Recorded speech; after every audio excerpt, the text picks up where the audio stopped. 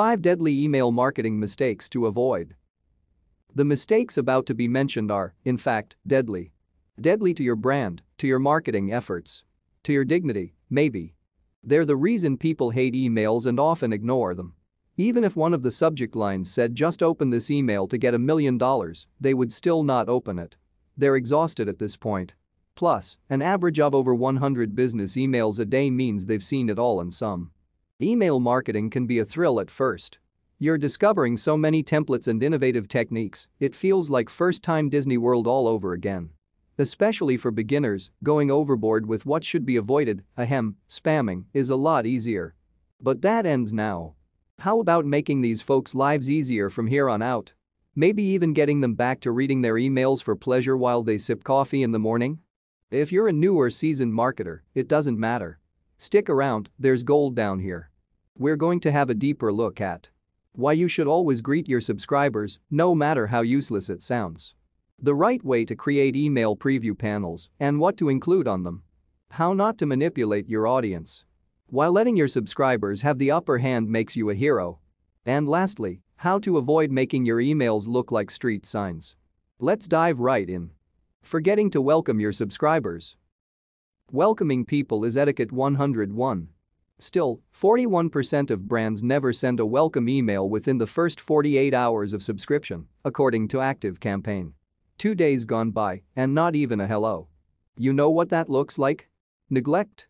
If you met that person in real life, they might be one of those snobs who look at you with their nose up in the air. Unless, of course, you're one of them and have no idea they should be sending welcome emails in the first place. In this case, you're forgiven. If that's just who you are, here's something else for you to think about. What's the email that consistently gets the highest open rate of all campaigns you've ever sent? It's not the one with the big discount or the one with the most clever of subject lines. It's the welcome email. Why? Because a welcome email comes right after someone has just converted into a subscriber and they want to know what's in store for them. Whether their subscription will be worth it or if they might as well unsubscribe while they're at it. It's really a decisive time, so your welcome emails should be well planned. The basic rules of a great welcome email are: say a warm, honest welcome. Tell them you're glad to have them join the party, because you are. Tell them what to expect from your content. Will they receive weekly exclusive articles? Special offers? Be crystal clear and make it sound exciting. If you're in e-commerce, a welcome coupon won't hurt anyone. Take this perfect example from Headspace. The guys from Headspace are congratulating you for making one of the best decisions of your life. They're also letting you know what you currently have access to, how it works, and what to expect after you've tried it out. That's how you do it. Not using email preview panels to hook readers. If you haven't yet enabled your preview panels, you should. As of now, you know the elements at the top of a page are high priority when it comes to grabbing or deterring someone's attention. The same goes to subject lines and the text that follows. What makes a good preview, you ask? Well, the best message previews, or pre-header texts, are so sharp they could cut someone.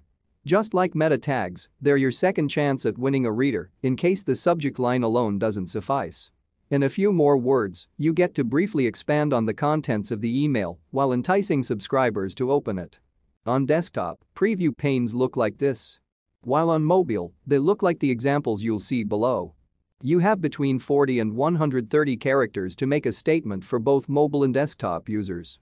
Copy Legends founder Matt Bockenstead always seems to use this count wisely. Take a look. Just 361 words and 20,000 customers per day. Short email, big reward. Sign me up, Scotty. As you can see, numbers play a leading role in grabbing a reader's attention. Especially if it's something that will be worth their time, such as offers, up to 50% off, free shipping. Large, shiny numbers, 20,000 customers per day. Clever, curiosity-driven copy. Speaking of curiosity, this subject line is curiosity-inducing. It's followed by an even more puzzling preview panel. And this works incredibly well for people who are interested in Matt's content. And if they're subscribers, you'd guess they are. And boy, it works. It works because let's face it, this kind of subject line is a bit worn out at this point. The whip hand is what comes below. If he just grabbed an excerpt of the content and used it as a preview, it wouldn't be as effective. This would be just a generic email you'd scroll by. Instead, he added to the curiosity by including something related to the subject line that builds interest. So, how can you add a preview panel to your emails? If you can code, good for you. It's possible to add pre-header text to your emails using HTML and CSS code. But why complicate things, right? Great email marketing software out there will let you customize your preview panels and be out the door in a minute. Always make sure to preview your pre-header before sending, by the way. Make sure it looks good and ask yourself if you would open that if you were an oblivious reader. Tricking subscribers with misleading marketing messages. This shouldn't even be a caveat, but here we go. Always deliver on the promises you make on subject lines and pre-header texts. Don't just make them frilly to encourage clicks and disappoint readers when they don't get what they clicked for. Marketing is one hell of a persuasion tool, you know.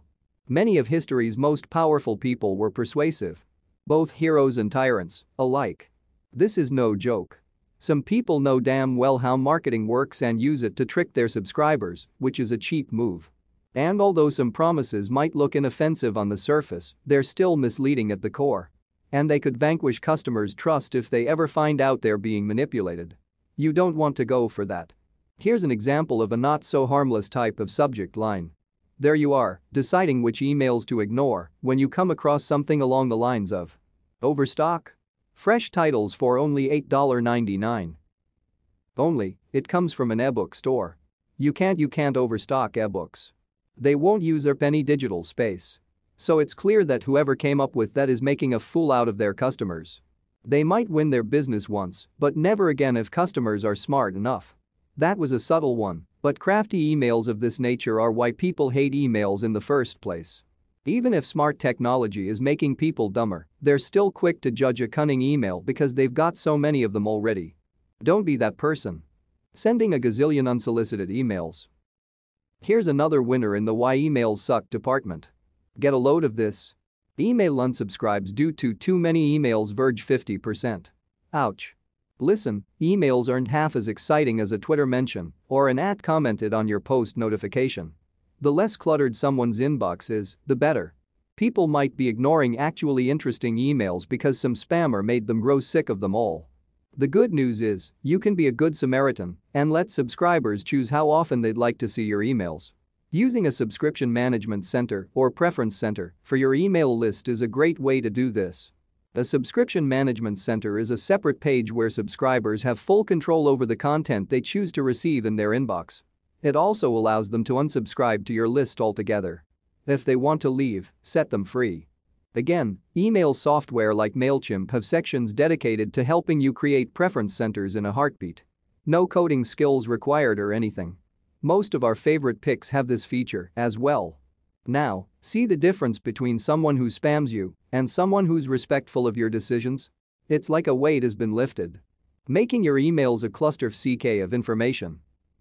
Some people are proud to make their emails look just like lost street signs. It's just too much. Whatever you're asking people to do, they're not going to do it if they have no idea where to go next. Emails should stick to a single message that leads to one or more visible CTAs.